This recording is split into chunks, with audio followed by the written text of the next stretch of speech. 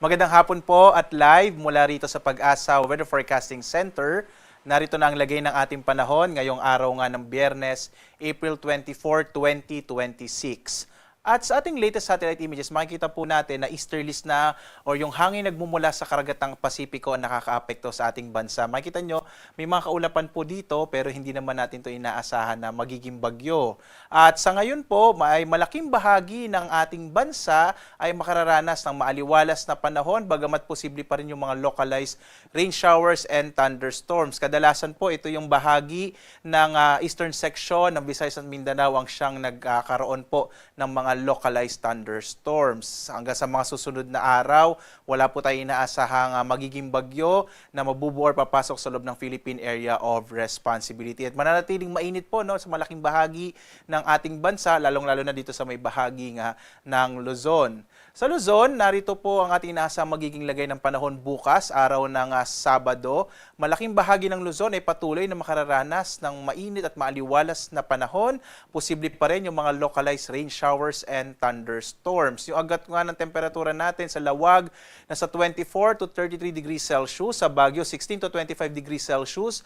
Sa Tuguegarao, nasa 25 to 35 degrees Celsius. Habang sa Metro Manila, maaaring umabot mula 23 hanggang 36 degrees Celsius. Sa Tagaytay, 22 to 32 degrees Celsius. Sa Legazpi naman, nasa 25 to 33 degrees Celsius. Mapapansin nyo, pataas po ng pataas yung ating temperatura, lalo na yung maximum temperature.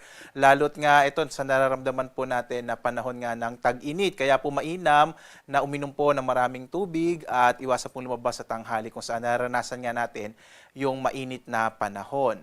Dito naman sa Palawan, Visayas at Mindanao, inaasahan po natin sa Palawan ang patuloy po na mga localized rain showers and thunderstorms. Agwat ang temperatura sa Calayan Islands 27 to 34 degrees Celsius. Sa Puerto Princesa naman nasa 26 to 34 degrees Celsius. Malaking bahagi din ng Kabisayaan ay patuloy na makararanas ng mga pulupulong pag-ulan, pagkilat, pagkulog, lalong-lalo na nga po yung bahagi ng Eastern Visayas. But generally, fair weather pa rin po sa malaking bahagi ng Kabisayaan. Yung agwat ng temperatura sa Iloilo, 25 to 33 degrees Celsius. Sa Cebu naman, 25 to 32 degrees Celsius. Habang sa Tacloban, nasa 25 to 33 degrees Celsius. Bahagyang maulap hanggang sa maulap na kalangitan na may pulupulong mga pag-ulan, pagkilat, pagkulog din ang mararanasan sa malaking bahagi ng Mindanao. Sa pag-iral din ng easterlies, posible po or mas malaki yung posibilidad ng mga localized thunderstorms sa bahagi ng Caraga at Davao Region. Agwat ang temperatura sa Zamboanga, 24 to 34 degrees Celsius. Sa Cagayan de Oro naman, 25 to 32 degrees Celsius. Habang sa Davao, 25 to 35 degrees Celsius. Sa lagay naman ng ating karagatan, wala pa rin po tayong nakataas na gale warnings sa anumang bahagi ng ating bansa, banayad hanggang sa katamtaman na magiging pag-alon sa mga baybayin po ng ating kapuluan. Kaya maaaring pumalaot yung mga sakyang pandagat at mga bangka sa mga baybayin ng ating bansa. Narito naman ating inaasang magiging lagay ng panahon sa mga susunod pa na araw. Mula po linggo to hanggang Martes, inaasahan pa natin malaking bahagi sa Luzon ay patuloy na makararanas ng generally fair weather, bagamat posible pa rin yung mga localized rain showers and thunderstorms. Magpapatuloy po yung medyo mataas sa temperatura. Sa Metro Manila, 24 to 36 degrees Celsius. Sa Baguio, 16 to 26 degrees Celsius. Habang sa Legazpi, nasa 25 to 33 degrees Celsius. Samantala, sa Kabisayaan, generally fair weather din po, pero mapapansin nyo sa Tacloban, posible po sa araw ng Lunes, epekto ng easterlies, medyo lumaki yung posibilidad yung ng maulap na kalangitan na may kalat-kalat na mga pag-ulan. Pero for Metro Cebu and Iloilo, generally mga localized thunderstorms pa rin ang mararanasan. For Metro Cebu, ang agwat ng temperatura in the next few days po ay mula 25 to 33 degrees Celsius. Sa Iloilo naman, nasa 24 to 33 degrees Celsius. Habang sa Tacloban, nasa 25 to 33 degrees Celsius.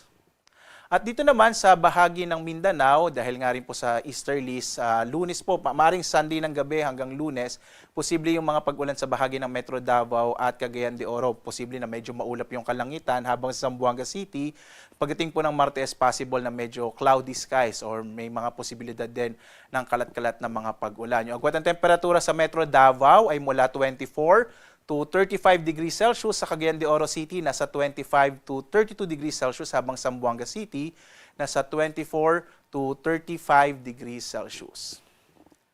Samantala, ang ating araw ay lulubog mamayang 6:12 ng gabi at sisikat bukas ganap na 5:37 na umaga. At sundan pa rin tayo sa ating iba't ibang mga social media platforms sa X, sa Facebook at YouTube at sa ating dalawang websites, pag-asa.desi.gov.ph at panahon.gov.ph. Makikita nyo po real-time, nakamapa ang iba't ibang mga thunderstorm advisories, rainfall information, heavy rainfall warning, flood advisory sa buong bansa. At kung nais nyo rin po makita yung ating mga heat index po or yung mga damang init sa iba't ibang bahagi nating bansa, saan bang lugar may mga pinakamatataas na heat index, bumisita lamang po kayo dito sa ating websites, pag-asa.desi.gov.ph. At live po na nagbibigay update mula rito sa Pag-asa Weather Forecasting Center. Ako naman si Obet Badrina. Maghanda po tayo lagi para sa ligtas na Pilipinas. Maraming salamat po. Have a blessed weekend sa inyong lahat.